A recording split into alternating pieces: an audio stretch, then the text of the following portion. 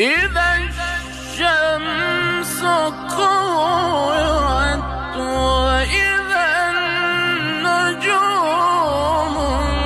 انكدرت وإذا الجبال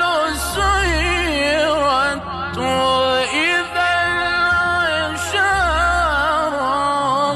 طلت وإذا الوحوش حشرت وإذا البحار سجرت